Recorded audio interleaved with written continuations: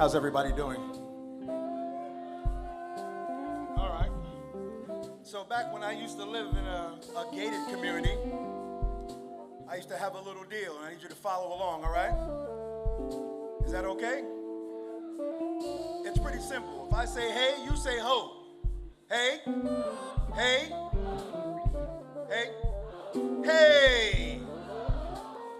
Sounds good. The name of this piece is called A Long Time Coming.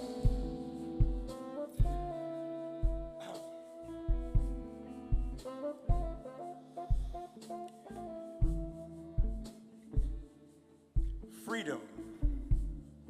If you are in fact real, consider this. I have wrestled daily with the fear of life beyond the confines of a prison cell. I have questioned the stability of barbed wire, the strength of concrete walls, versus the fortitude of my being, and decided that despite all of my insecurities of what may or may not await me on the other side, I can and I will rise to the uncertainty of liberty, of being free. I have been captive now for thousands of days, 7,300 days to be exact. I have been considerably patient, deliberately positive, and extremely productive during my captivity.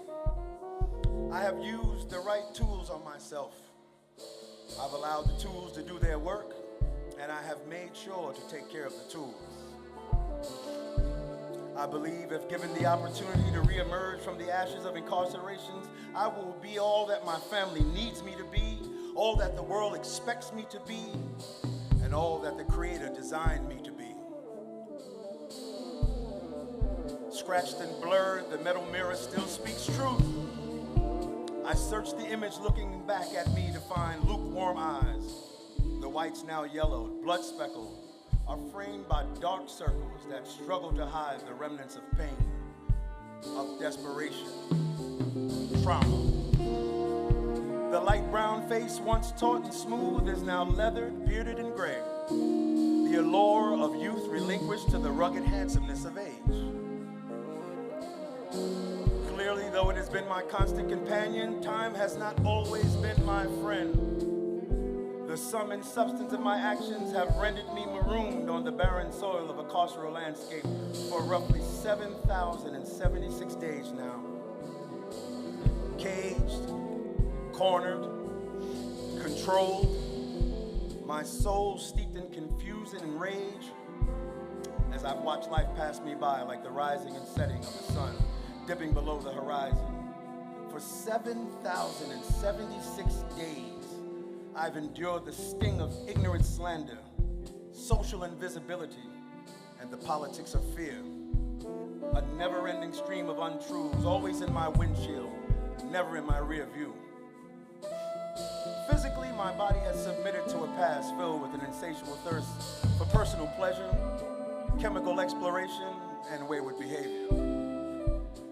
My vision and memory still present, just not as sharp. My heart still beating, although a bit slower, but beating, thanks to the wonder of technology, sharing time with the mercy of God. From the vantage point of my brick and barbed wire perch, I am the bird, voiceless, without song.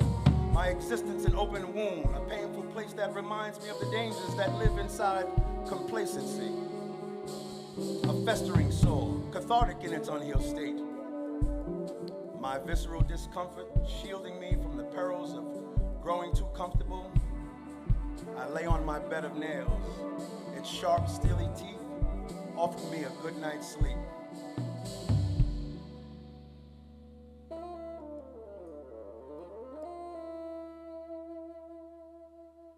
I am a light, and I must shine.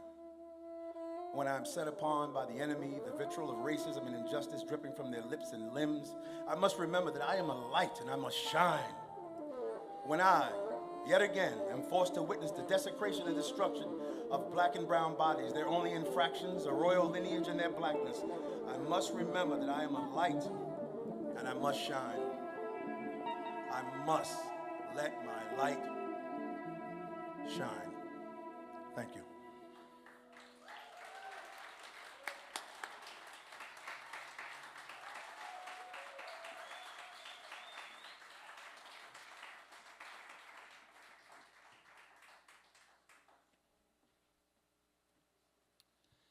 Thank you, Cedric, and thank you all again for joining us this evening. Transforming